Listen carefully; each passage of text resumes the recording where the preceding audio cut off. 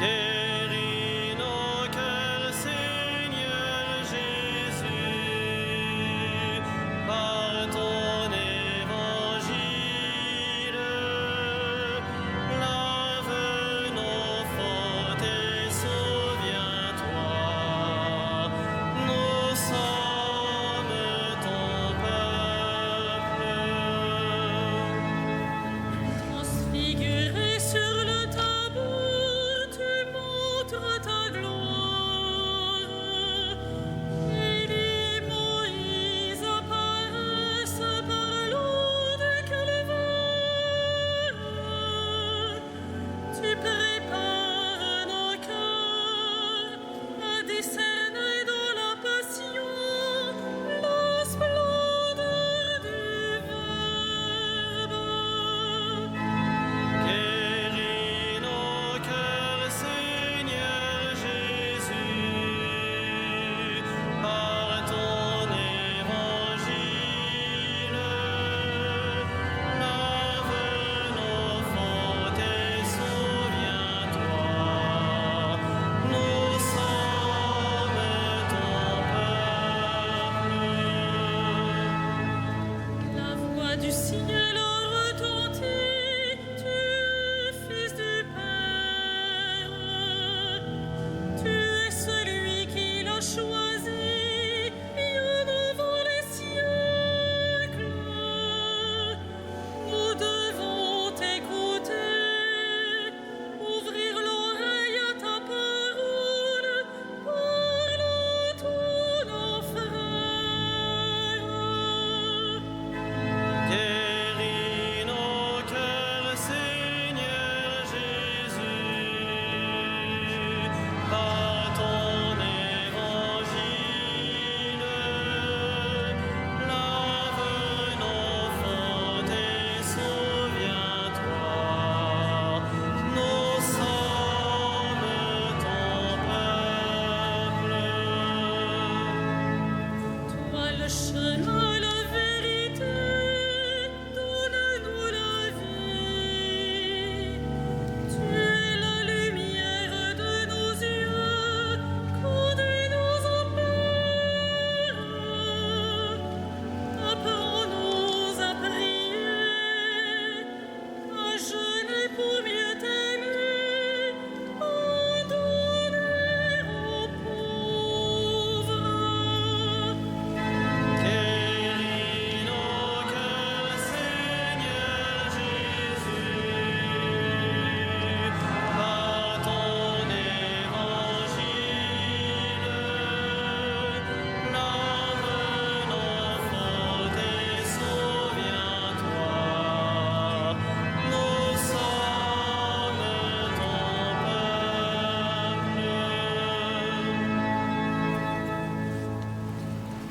Au nom du Père et du Fils et du Saint-Esprit, la grâce de Jésus notre Seigneur, l'amour de Dieu le Père et la communion de l'Esprit Saint soient toujours avec vous.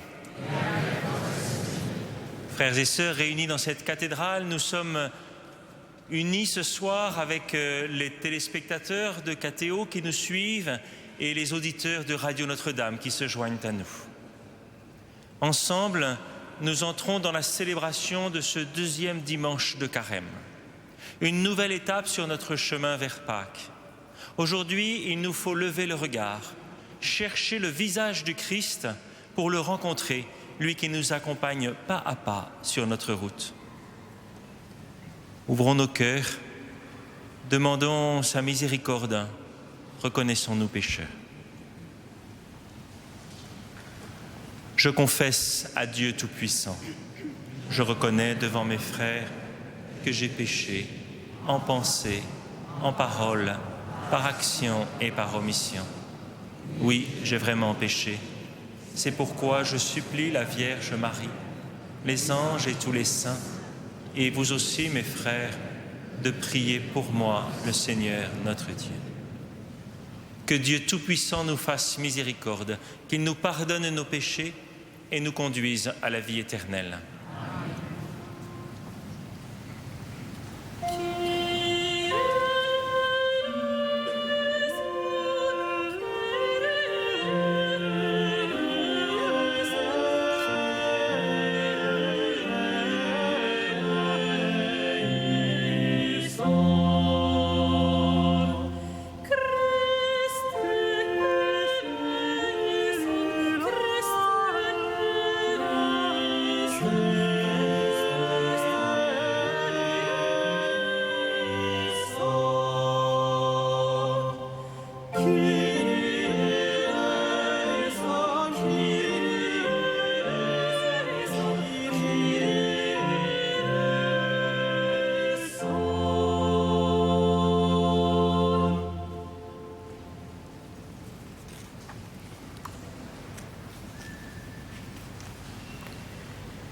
Prions le Seigneur.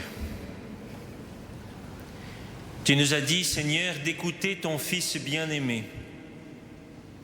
Fais-nous trouver dans ta parole les vivres dont notre foi a besoin, et nous aurons le regard assez pur pour discerner ta gloire.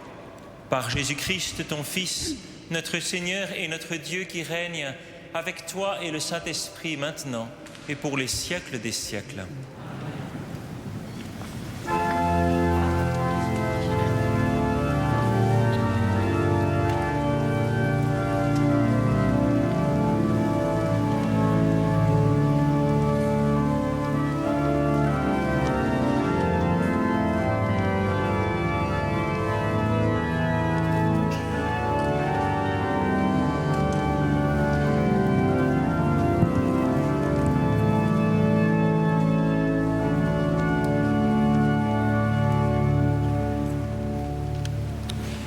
Lecture du livre de la Genèse.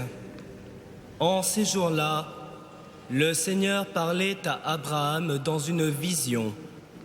Il le fit sortir et lui dit : « Regarde le ciel et compte les étoiles si tu le peux. » Et il déclara : « Telle sera ta descendance. » Abraham eut foi dans le Seigneur, et le Seigneur estima qu'il était juste.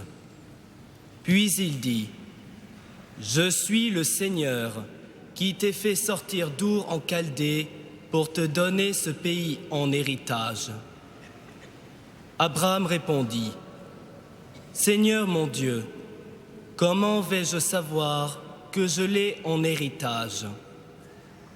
Le Seigneur lui dit : « Prends-moi une génisse de 3 ans, une chèvre de 3 ans, un bélier de 3 ans, une tourterelle et une jeune colombe. » Abraham prit tous ces animaux, les partagea en 2 et plaça chaque moitié en face de l'autre, mais il ne partagea pas les oiseaux. Comme les rapaces descendaient sur les cadavres, Abraham les chassa. Au coucher du soleil, un sommeil mystérieux tomba sur Abraham. Une sombre et profonde frayeur tomba sur lui.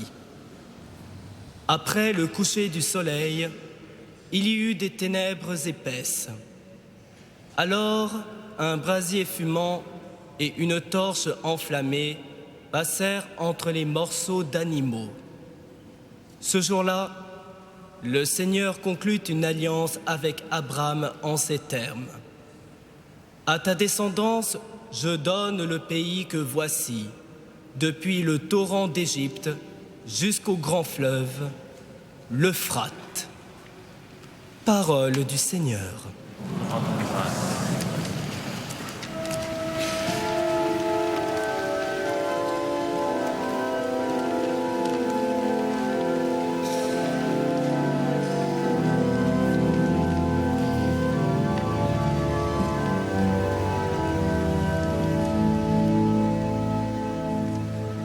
Le Seigneur est ma lumière et mon salut, de qui aurais-je crainte?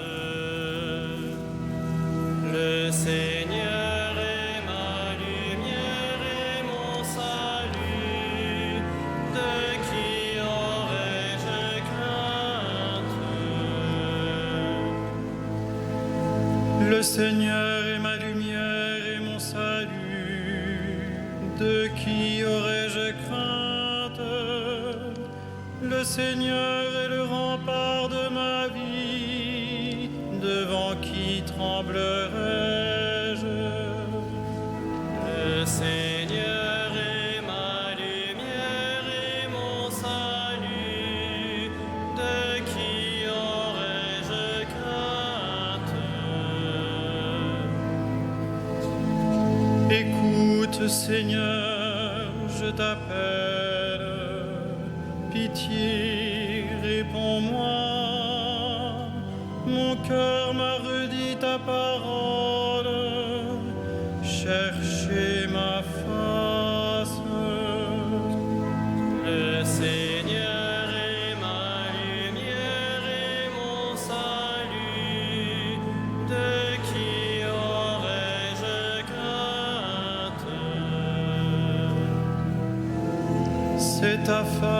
grâce, Seigneur, que je cherche.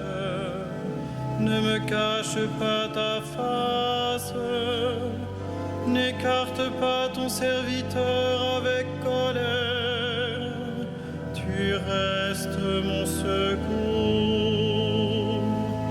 Le Seigneur est ma lumière et mon salut. De qui aurais-je crainte?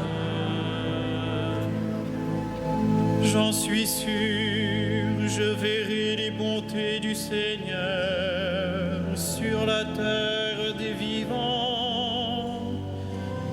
Espère le Seigneur, sois fort et prends courage. Espère le Seigneur. Le Seigneur est ma lumière et mon salut. De qui aurais-je crainte?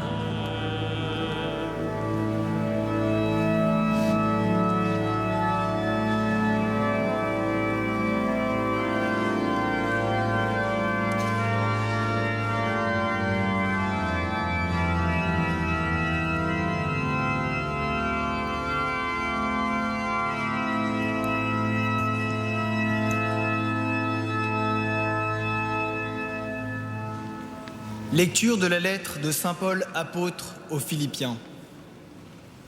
Frères, ensemble imitez-moi, et regardez bien ceux qui se conduisent selon l'exemple que nous vous donnons. Car je vous l'ai souvent dit, et maintenant je le redis en pleurant, beaucoup de gens se conduisent en ennemis de la croix du Christ. Ils vont à leur perte. Leur Dieu, c'est leur ventre, et ils mettent leur gloire dans ce qui fait leur honte. Ils ne pensent qu'aux choses de la terre. Mais nous avons notre citoyenneté dans les cieux, d'où nous attendons comme sauveur le Seigneur Jésus-Christ, lui qui transformera nos pauvres corps à l'image de son corps glorieux, avec la puissance active qui le rend même capable de tout mettre sous son pouvoir. Ainsi, mes frères bien-aimés, pour qui j'ai tant d'affection, vous, ma joie et ma couronne, tenez bon dans le Seigneur, mes bien-aimés. Parole du Seigneur.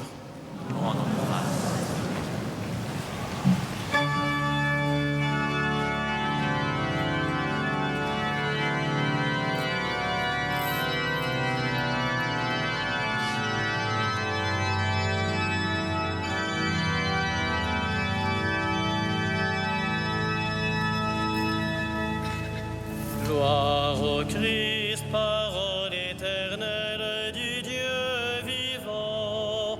Gloire à toi, Seigneur. Gloire au Christ, parole éternelle du Dieu vivant. Gloire à toi, Seigneur. De la nuée lumineuse, la voix du Père a retenti. Celui-ci est mon Fils bien-aimé, écoutez-le. Gloire au Christ, parole éternelle du Dieu vivant.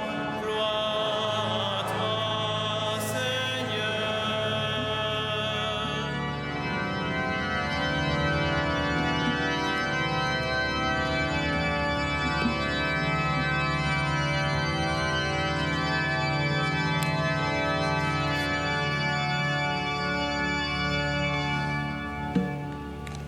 Le Seigneur soit avec vous. Et avec votre esprit. Évangile de Jésus-Christ selon saint Luc. Gloire à toi, Seigneur.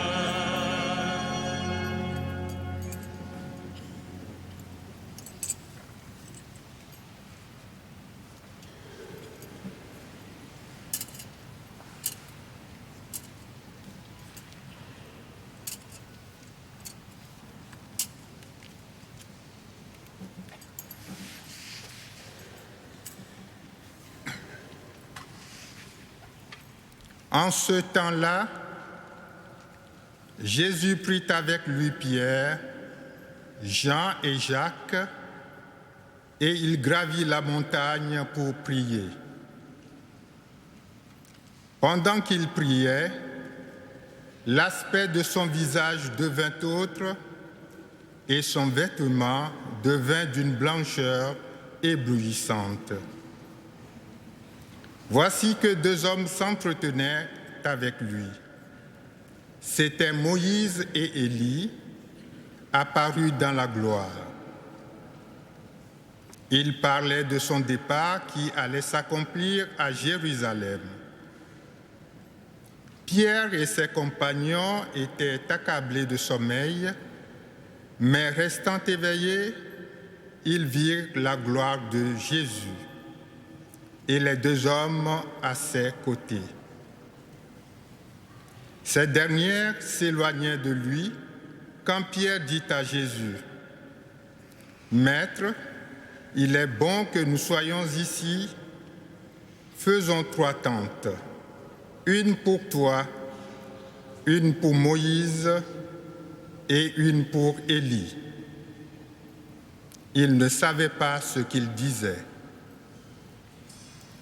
Pierre n'avait pas fini de parler qu'une nuée survint et les couvrit de son ombre. Ils furent saisis de frayeur lorsqu'ils y pénétrèrent. Et de la nuée, une voix se fit entendre. « Celui-ci est mon fils, celui que j'ai choisi, écoutez-le. » Et pendant que la voix se faisait entendre, il n'y avait plus que Jésus seul. Les disciples gardèrent le silence et en ces jours-là, ils ne rapportèrent à personne rien de ce qu'ils avaient vu. Acclamons la parole de Dieu.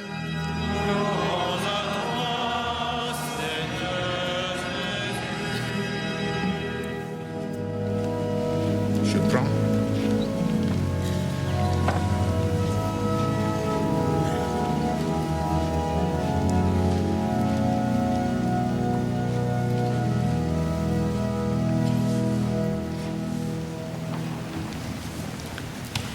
Frères et sœurs, voici maintenant une dizaine de jours que nous sommes entrés dans le carême.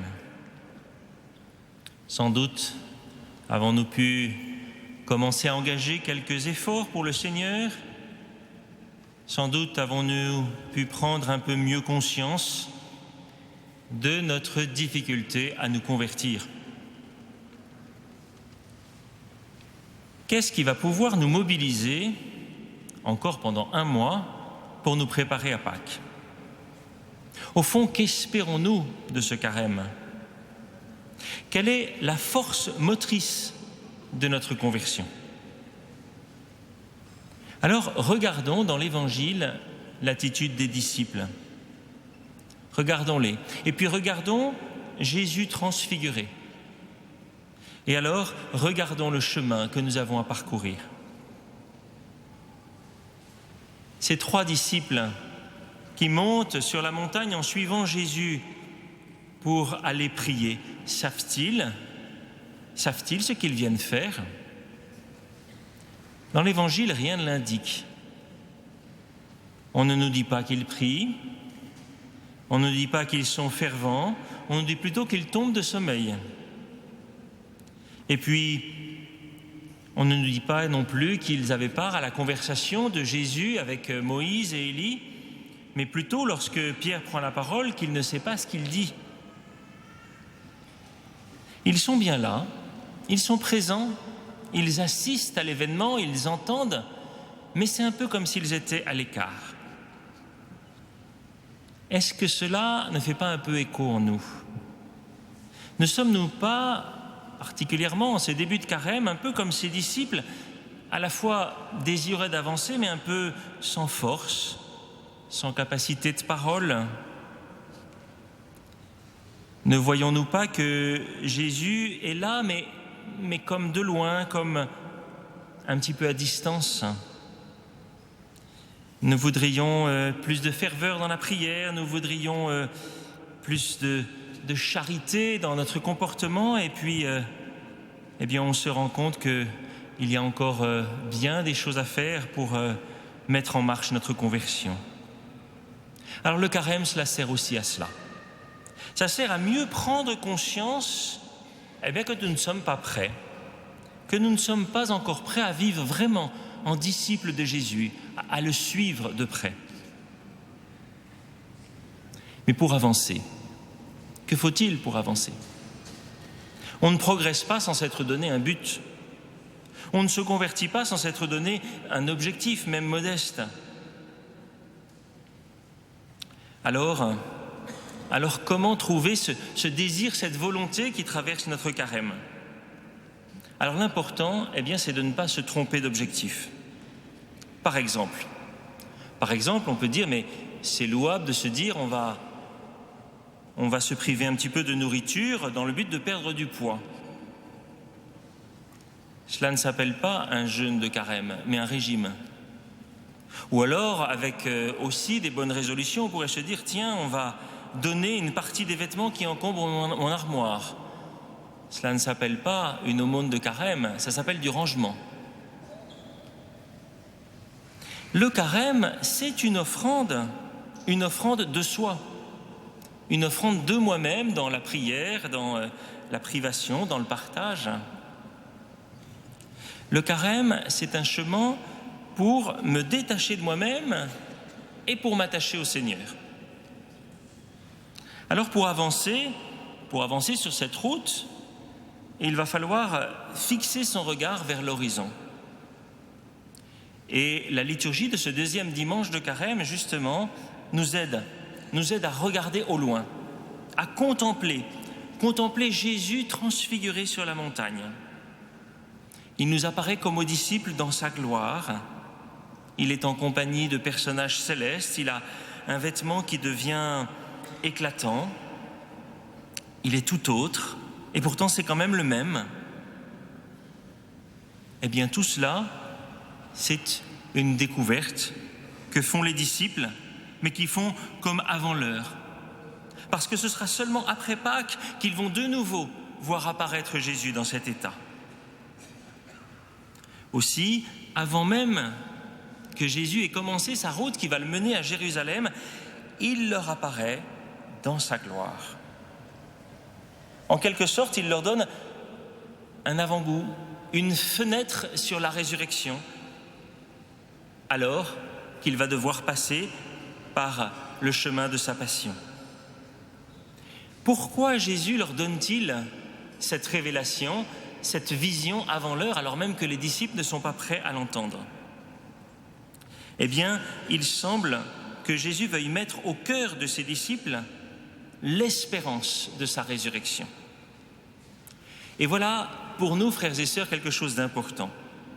La transfiguration nous est présentée ainsi comme une fenêtre sur la résurrection de Jésus, pour mettre en nos cœurs cette espérance.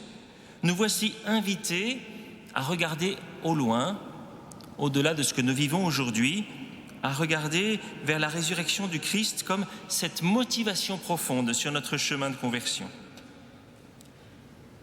En contemplant ainsi le Christ transfiguré, nous pouvons fixer l'horizon de notre carême.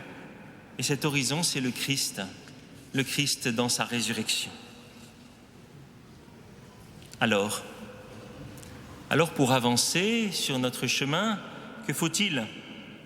Que faut-il pour que nous puissions être vivifiés par la vision du Christ transfiguré ? Pour cela, il ne faut pas oublier ce dont Jésus parle avec Moïse et avec Élie. Ils entrent en conversation, et de quoi parlent-ils ? Ils parlent du départ de Jésus, de son exode, ou en termes moins cryptés, eh bien, de sa passion, sa mort et sa résurrection. C'est cela qu'il doit vivre à Jérusalem. Alors, nous voici avertis, c'est par la croix que Jésus ira dans sa gloire. Il y a là pour chacun de nous comme non seulement une révélation, mais vraiment un choix. un choix de vie, une option à prendre. Est-ce que je l'accepte ou non? Oui, regarder Jésus dans sa gloire, mais passer par la croix. Est-ce que j'accepte, oui ou non, que derrière Jésus, eh bien ma vie, elle va aussi passer par la croix? Est-ce que j'accepte qu'elle va passer par cette épreuve de détachement de moi-même pour me donner, et pour me donner là où je ne l'aurais pas choisi moi-même? Beaucoup de gens se conduisent en ennemis de la croix du Christ, dit saint Paul. Ils vont à leur perte. Leur Dieu, c'est leur ventre. Il écrivait cela aux Philippiens il y a 2000 ans. Peut-être pourrait-il l'écrire aux Parisiens aujourd'hui. Ceux qu'il appelle les ennemis de la croix, eh bien, c'est ceux qui ont choisi de refuser le détachement d'eux-mêmes. Ils ont choisi de refuser d'écarter ces désirs illimités qui les entraînent hors de la vie avec le Seigneur. Ceux-là, ils voient l'univers qui tourne autour d'eux-mêmes, j'ai envie de dire autour de leur nombril. Ils refusent d'emprunter le chemin que Jésus leur indique. Pourquoi? Eh bien parce qu'ils montent et que cela coûte. Alors les amis de la croix maintenant. Les amis de la croix, ce ne sont pas ceux qui sont tout prêts, qui sont forts, qui sont capables, qui sont même disposés à souffrir. Non, non. Bien au contraire. Les amis de la croix, ils se découvrent fragiles, comme les disciples, incapables de veiller, incapables de témoigner ou de communiquer leur foi. Ils sont faibles. Ils sont faibles, mais ils sont déterminés à vouloir suivre Jésus. Et au fond, lorsqu'ils redescendent de la montagne, il n'y a qu'une parole qui habite leur cœur. Cette parole qu'ils ont entendue là-haut. « Celui-ci est mon fils, celui que j'ai choisi, écoutez-le. » Voilà la parole qui nous est donnée pour la route. Les disciples qui veulent l'écouter, eh bien, c'est pour aller avec lui vers la vie, bien sûr, et non pas vers la mort. Ils veulent le suivre parce que le Seigneur Jésus transformera leur pauvre corps à l'image de son corps glorieux, dit encore saint Paul. Eh bien, fort de cette espérance, une espérance indéfectible, ils disent « Nous avons notre citoyenneté dans les cieux ». Être ami de la croix, c'est vouloir ainsi se dire « Oui, il y a un terme, il y a un lieu où je suis vraiment dans ma patrie, ce lieu, il est au ciel. » Alors, inutile de vouloir chercher à se le prouver par un raisonnement ou par l'imaginaire, inutile de vouloir tout expliquer, tout comprendre, inutile de vouloir tout savoir. L'important, c'est d'espérer. Espérer, c'est se mettre à l'écoute du Christ. Espérer, c'est faire confiance en sa parole. L'espérance, cela se joue maintenant, ici-bas. C'est une manière de vivre et d'aimer. Alors, frères et sœurs, en ce deuxième dimanche de Carême, avec la route qui s'ouvre devant nous, qui nous mène vers Pâques, avec le Christ transfiguré, marchons dans l'espérance de la vie auprès du Père. Seule cette espérance nous met en route avec Jésus. Seule cette espérance va éclairer le sens de notre carême. Seule cette espérance va nous faire entrer dans ce mystère du Christ qui va nous aider à nous convertir, à aimer la croix qui nous ouvre à la vie qui n'a pas de fin. Amen.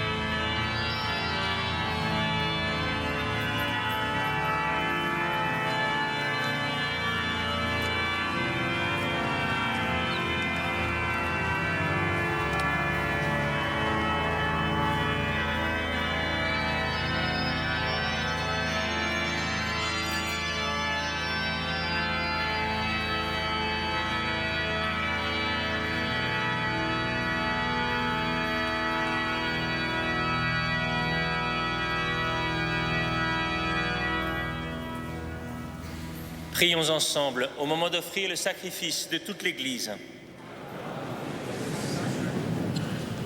Que cette offrande, Seigneur, nous purifie de nos péchés, qu'elle sanctifie le corps et l'esprit de tes fidèles et les prépare à célébrer les fêtes pascales par Jésus le Christ, notre Seigneur. Le Seigneur soit avec vous. Élevons notre cœur. Rendons grâce au Seigneur notre Dieu.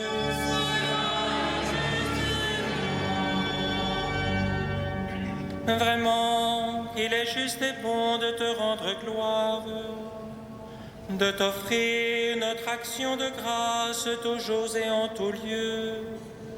À toi, Père très saint, Dieu éternel et tout-puissant, par le Christ notre Seigneur. Après avoir prédit sa mort à ses disciples, il les mena sur la montagne sainte. En présence de Moïse et du prophète Élie, il leur révéla sa splendeur. Il manifestait ainsi que sa passion le conduirait à la gloire de la résurrection. C'est pourquoi, avec les anges dans le ciel, nous pouvons te bénir sur la terre et t'adorer en chantant.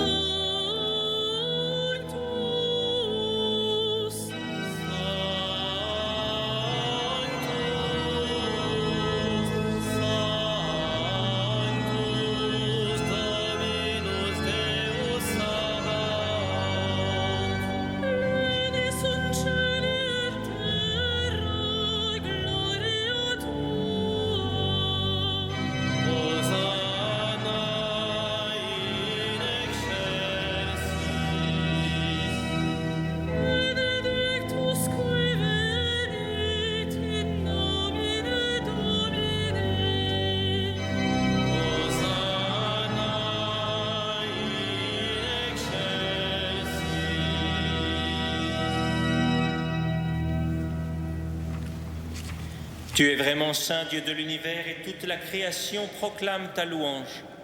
Car c'est toi qui donnes la vie, c'est toi qui sanctifies toutes choses par ton Fils, Jésus-Christ notre Seigneur, avec la puissance de l'Esprit Saint.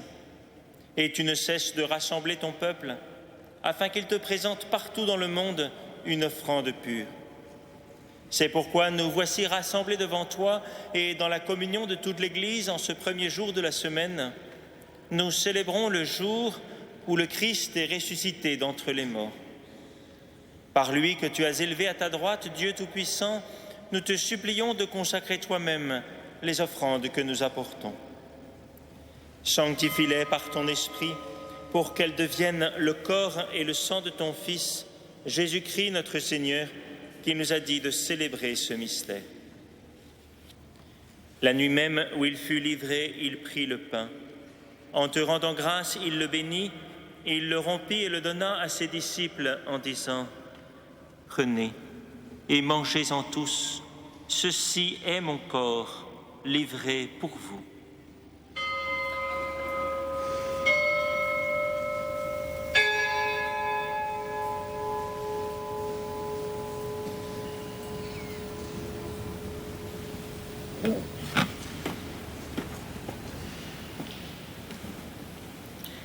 De même, à la fin du repas, il prit la coupe. En te rendant grâce, il la bénit et la donna à ses disciples en disant « Prenez et buvez-en tous, car ceci est la coupe de mon sang, le sang de l'alliance nouvelle et éternelle, qui sera versé pour vous et pour la multitude en rémission des péchés. Vous ferez cela en mémoire de moi. »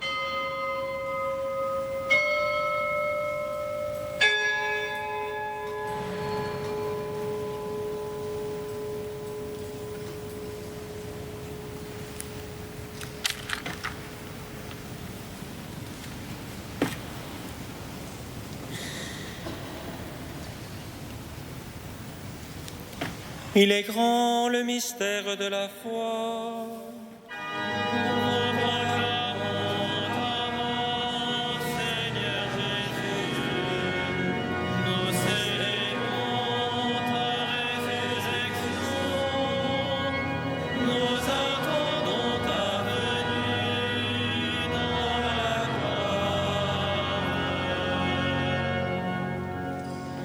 En faisant mémoire de ton Fils, de sa passion qui nous sauve, de sa glorieuse résurrection et de son ascension dans le ciel, alors que nous attendons son dernier avènement, nous présentons cette offrande vivante et sainte pour te rendre grâce. Regarde, Seigneur, le sacrifice de ton Église et daigne y reconnaître celui de ton Fils qui nous a rétablis dans ton alliance. Quand nous serons nourris de son corps et de son sang et remplis de l'Esprit Saint, accorde-nous d'être un seul corps et un seul esprit dans le Christ. Que l'Esprit Saint fasse de nous une éternelle offrande à ta gloire pour que nous obtenions un jour les biens du monde à venir auprès de la Vierge Marie, la bienheureuse Mère de Dieu, auprès de Saint Joseph, avec les apôtres, les martyrs et tous les saints qui ne cessent d'intercéder pour nous. Et maintenant, nous te supplions, Seigneur, par le sacrifice qui nous réconcilie avec toi, étends au monde entier le salut et la paix. Affermis la foi et la charité de ton Église au long de son chemin sur la terre. Veille sur ton serviteur, le pape François, et notre évêque André, l'ensemble des évêques, les prêtres, les diacres et tout le peuple des rachetés.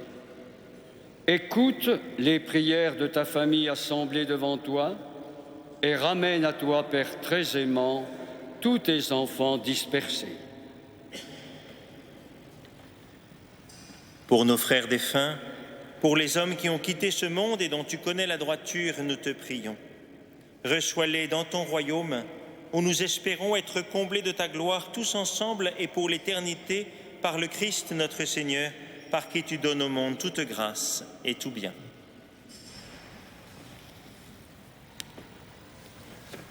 Par lui, avec lui et en lui, à toi, Dieu le Père Tout-Puissant, dans l'unité du Saint-Esprit, tout honneur et toute gloire, pour les siècles des siècles. Amen.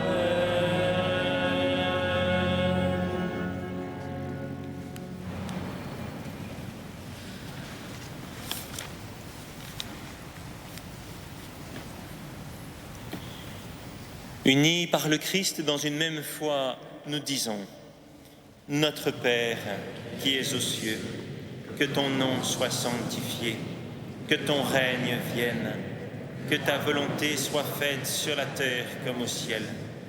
Donne-nous aujourd'hui notre pain de ce jour. Pardonne-nous nos offenses, comme nous pardonnons aussi à ceux qui nous ont offensés. Et ne nous soumets pas à la tentation, mais délivre-nous du mal. Délivre-nous de tout mal, Seigneur, et donne la paix à notre temps. Par ta miséricorde, libère-nous du péché, rassure-nous devant les épreuves en cette vie, où nous espérons le bonheur que tu promets et l'avènement de Jésus-Christ, notre Sauveur. Car c'est à toi qu'appartiennent le règne, la puissance et la gloire pour les siècles des siècles. Seigneur Jésus-Christ, tu as dit à tes apôtres: je vous laisse la paix, je vous donne ma paix. Ne regarde pas nos péchés, mais la foi de ton Église. Pour que ta volonté s'accomplisse, donne-lui toujours cette paix et conduis-la vers l'unité parfaite, toi qui règnes pour les siècles des siècles. Que la paix du Seigneur soit toujours avec vous. Et avec votre esprit.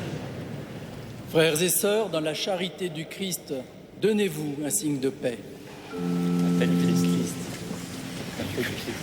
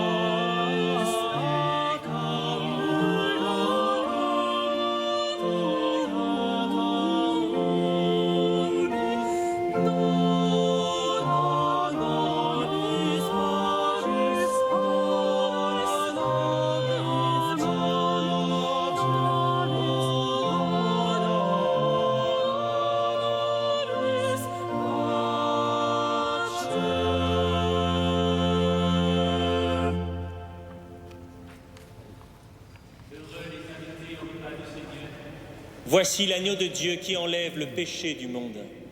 Seigneur, je ne suis pas digne de te recevoir, mais dis seulement une parole et je serai guéri.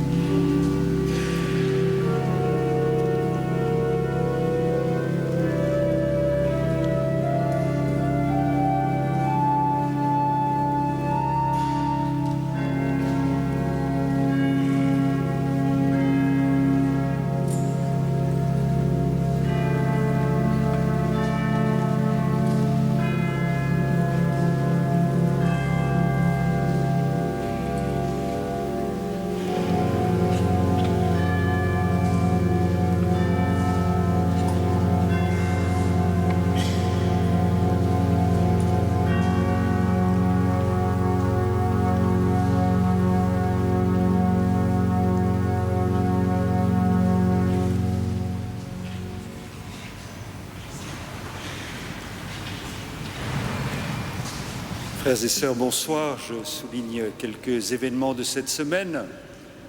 Tout d'abord, musicalement, nous avons un concert mardi à 20h30, itinéraire baroque, autour notamment d'œuvres de Bach, de Charpentier, de Lully, avec quelques solistes accompagnés par Yves Castagnier à l'orgue de chœur. Puis samedi prochain, comme pratiquement tous les samedis dans cette cathédrale, audition d'orgue. Nous aurons la joie d'accueillir Marc Cadio, organiste de chœur à l'église Saint-Sulpice à Paris.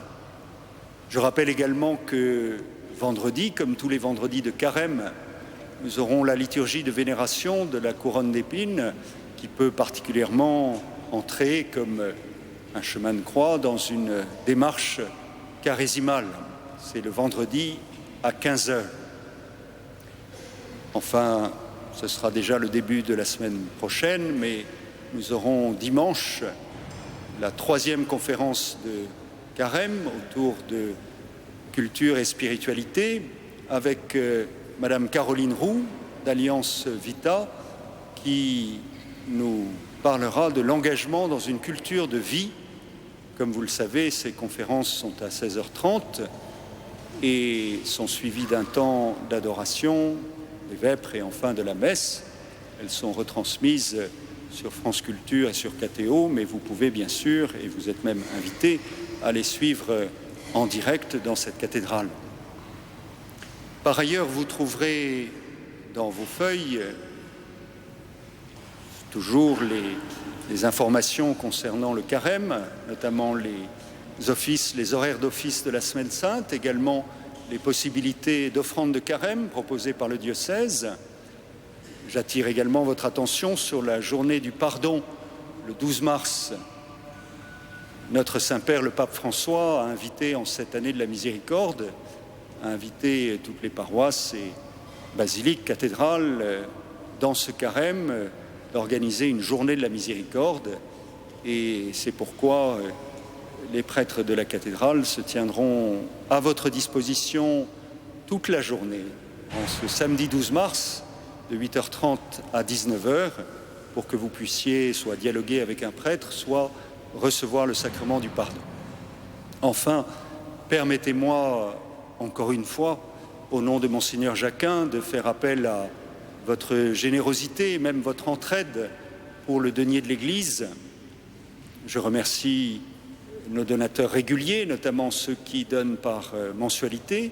Également, bienvenue à ceux qui, depuis le début de l'année, rejoignent notre famille de donateurs. Il y a de la place encore pour d'autres. Vous le savez, notre cathédrale à la fois cherche à servir les fidèles catholiques de partout dans le monde, mais aussi espère que chaque touriste, chaque curieux qui rentre dans cette cathédrale puisse sortir comme un pèlerin. Or, vous le savez, suite aux attentats qui ont touché notre pays, le nombre de visiteurs a drastiquement diminué et en même temps, nous souhaitons offrir la même qualité de service et bien sûr, les frais fixes, eux, continuent à être les mêmes. Donc, même si on n'a pas fait une agrégation de mathématiques, on comprend qu'il y a moins d'entrées et plus de sorties. Donc, merci encore à tous ceux qui donnent, vraiment, mais nous permettons de faire encore une fois un appel à votre générosité. Vous le savez, vous avez les enveloppes qui sont dans vos feuilles. Il suffit de suivre les instructions. Soyez vraiment assurés de notre reconnaissance et de notre prière. Nous poursuivons cette Eucharistie avec Monseigneur Denis Jachier, vicaire général du diocèse. Ensemble, rendons grâce au Seigneur.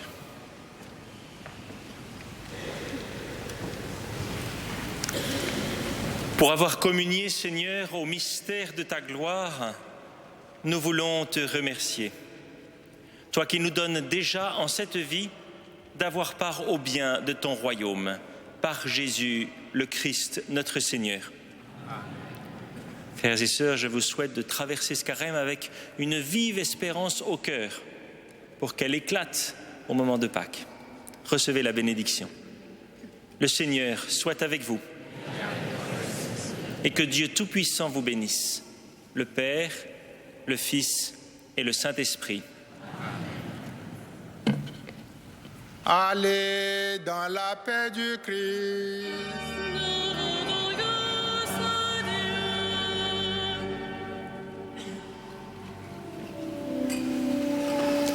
Ave Regina Caelorum.